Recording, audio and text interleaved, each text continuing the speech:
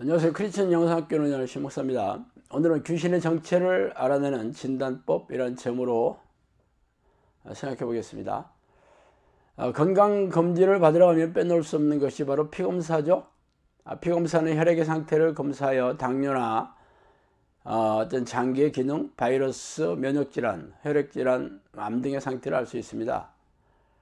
그러므로 의학기술이 발달하지 못했던 우리 조상들은 무슨 병인지도 모르고 시름시름 앓다 죽어가야 했죠. 이런 일이 영적 세계에도 있어요. 성경은 우리가 사는 세상이 하나님의 군대와 악한 영의 군대가 사람의 영혼을 두고 치열하게 싸우고 있다고 말하고 있지만 우리들은 귀신의 정체나 공격에 대해 전혀 무지한 채 살아오고 있습니다. 성경을 읽다가 궁금하여 목사님에게 물어보면 귀신에 대해 전혀 걱정하거나 두려워하지 말라는 대답이 돌아와요. 그 이유는 거룩한 교회의 귀신이 어떻게 범접하며 비친 하나님의 자녀들에게 귀신들이 절대로 잠복하거나 공격하지 못한다고 하면서 말이죠. 정말 그렇다면 다행스러운 일이긴 하겠지만 주변의 교인들과 심지어는 목사님들의 영혼과 삶을 한번 살펴보세요. 하나님은 모르는 세상 사람과 진배 없이 각종 불행한 삶에 휩쓸리며 고단하고 팍팍하게 살고 있지 않아요? 그게 비친 하나님의 자녀들의 삶의 모습인지 인정하기 어렵겠죠. 그러나 영적 존재인 귀신들의 정체를 알아낼 수 있는 능력이 없기 때문에 더 이상 고민조차 하기 어렵습니다. 저 역시 교회에 발을 들여놓고 나서도 영적 세계에 대해 무지한 채로 오랜 세월을 교회 마당을 밟아왔어요. 그렇게 인생이 무지막지하게 떠내려가면서 내 안에 성령이 계시지 않는다는 것을 인정할 수밖에 없었기에 하나님께 한 번만 기회를 달라고 애걸복걸하면서 성경을 이잡듯이 지져 하나님을 만나는 기도를 시작한 계기가 되었습니다. 그렇게 10여 년을 기도한 끝에 성령께 찾아오셔서 앞으로 제가 할 사역에 대해 말씀해 주셨어요. 영혼구원과 가정구원 사역, 더불어 귀신을 쫓아내고 귀신의 활동성을 알리면서 기도의 일꾼을 세우고 정용사를 배출하라는 사역이었습니다. 다른 말씀들은 무슨 뜻인지 이해가 갔지만 귀신의 활동성을 알리는 사역이라는 내용에 대해 참 뜻하지 않을 수 없었죠. 귀신의 활동성이라면 귀신의 정체와 공격을 알리는 사역이 아니겠어요? 그런데 그걸 어떻게 한다는 거예요? 그러나 그 의미 풀리는 게 그렇게 오래가지 않았습니다. 그 후로 날마다 영음으로 영적 세계와 영적 존재에 대해 말씀해 주셨으며 귀신이 잠복해서 정신질환으로 고통스러워하는 사람들을 보내어 귀신을 쫓아내면서 이들의 정체를 알아내는 훈련을 하게 되었기 때문이죠. 물론 성령께서 시시콜콜하게 죄다 말씀해 주셨다는 게 전부가 아닙니다. 저에게 수백 명이 넘는 사람들에게서 귀신을 쫓아내면서 귀신들이 보인 현상을 통해 자연스럽게 알게 된 것도 적지 않아요. 그래서 이에 대해 자세히 알려드릴게요. 귀신들을 쫓아내는 축절기도를 시작하면 가장 일반적으로 귀신의 존재감이 드러내는 모습이 여러 가지 생리현상입니다. 생리적인 현상이죠. 기침, 가래, 침, 트림, 하품, 헛구역질, 구역질, 방귀, 배변, 특히 설사 등의 생리적 현상이 있습니다. 그러나 이런 생리적 현상이 왜 귀신을 쫓아내기 시작하면 나타나는지 구체적으로는 잘 알 수는 없어요. 어떠한 생리적 현상은 귀신의 존재와 상관없이 살아가면서 얼마든지 나타날 수 있으므로 이런 현상이 꼭 귀신의 존재감이 드러내는 것이라고 단정하기도 어렵죠.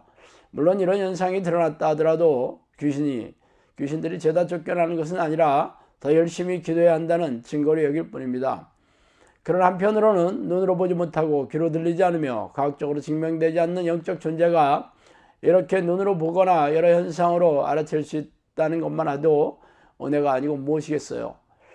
그러나 세상 사람들은 말할 것도 없이 성경이 하나님의 말씀인 진리라고 철석같이 믿고 있는 크리스천조차도 제 주장을 받아들이기가 어렵죠. 왜냐하면 저를 찾아온 사람들은 교회를 열심히 다니는 교인들이었기 때문이죠. 그런데 이들 안에 귀신이 잠복해 있다는 것을 어떻게 인정하겠어요? 그러나 제 말이 사실인지 아닌지는 본인이 이렇게 기도해 보면 어렵지 않게 알 수 있습니다. 예수 이름으로 기도하거나 예수 보혈의 공로를 의지하여 추출 기도를 해보시기 바랍니다. 뭐 그냥 열심히 해서는 안 되고 진짜 마음을 쏟아가며 기도해 보시면 알게 됩니다. 적어도 일주일 이상 매일 여러 시간 동안 전심으로 축출 기도를 해보세요. 그러면 기하기도 이러한 생명연 증상들이 나타나 이들이 넘쳐날 것입니다. 그러나 이런 현상은 하급 귀신들이 존재감을 드러내는 시작일 뿐입니다. 그 다음에는 중급 귀신들의 정체가 드러나요. 중급 귀신들은 몸을 공격하여 고통스럽게 하면서 기도를 못하게 방해하죠. 가장 일반적으로 나타나는 것이 머리가 아프거나 어지럽고 혹은 배가 아프고 피부가 가렵고 뭐 심하면 발진, 나트 현상이 드러나는 경우도 많아요. 또 배에서 소리가 나고 배에서 꿈틀거리고 꿈틀거리는 느낌이 나며 가슴이나 배가 이렇게 뜨거워지고 뭐 가슴이 답답하고 심장 뛰는 소리가 크게 들리고 이명이 들리고 몸의 곳곳에서 돌아가면서 아프기 시작합니다. 이전에 완치되었던 질병이 다시 재발하거나 뭐 새로운 그런 병이 생기기도 하죠. 특히 여성의 경우에는 가슴이나 자궁에 혹이 생겨나고 여성 질환이 많이 나타나요. 호르몬 계통에 문제가 많이 생기죠. 남녀 공유 갑상선에 문제가 많이 나타납니다. 이는 귀신들이 호르몬 질환을 많이 일으키기 때문인 것 같아요. 그러나 이런 질환뿐 아니라 귀신들이 모든 질병을 일으킬 수 있다는 것을 잊지 마세요. 성경을 보세요. 예수님과 사도들이 한 사역이 귀신을 쫓아내고 귀신들이 일으킨 질병을 취하면서 복음을 전하셨어요. 예수님은 중풍병자에게 중풍병이 죄로 인해 생겨났음을 말씀하셨고 베데스다 연못가에 38년 된 병자를 치유해 주시고 나서 죄를 지으면 이보다 더 심한 질병이 생겨날 수 있다고도 말씀하셨죠. 그러나 아무리 성경이 이렇게 기록하고 있다고 해도 이런 질병이 귀신들의 소용이라고 믿는 크리스천들이 몇 명이나 있겠어요. 그렇다면 교회 안에 앉아있는 대부분의 교인들이 여전히 죄의 문제가 해결되지 못하고 있으며 이 죄를 빌미로 귀신들이 들어와 공격하고 있다는 사실을 인정해야 하기 때문입니다. 그래서 성경에는 귀신들이 맹인이나 혹은 벙어리, 귀머거리 혹은 디스크 협착증 등의 불구를 일으키고 수많은 정신질환과 고질병을 일으킨다고 기록하고 있어도 자신들이 질병이 귀신들이 잠복해서 공격한 결과라고 받아들이지 않죠. 이를 증명하는 방법은 귀신을 쫓아내는 축출기도를 통해 정신질환과 고질병을 치유하는 것입니다. 제가 영사학교를 열고 그동안 9년 동안 수백 명의 사람들에게서 귀신을 쫓아내고 정신질환과 고질병을 치유하면서 이 사역을 하고 있습니다.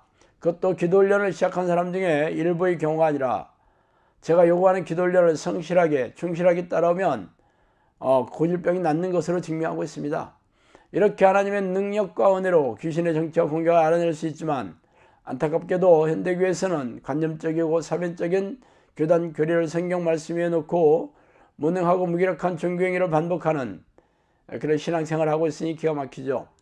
그러므로 당신이 병원에서 못 고치는 질병으로 고통스러워하고 있다면 제 주장이 성경적인지 혹은 성령의 증거나 능력과 열매가 있는지를 날카롭게 분별하고 확인해보고 제 주장이 사실이라면 하나님 부르는 기도를 습관을 들여 귀신을 쫓아내고 정신질환과 고질병을 치유하시기 바랍니다.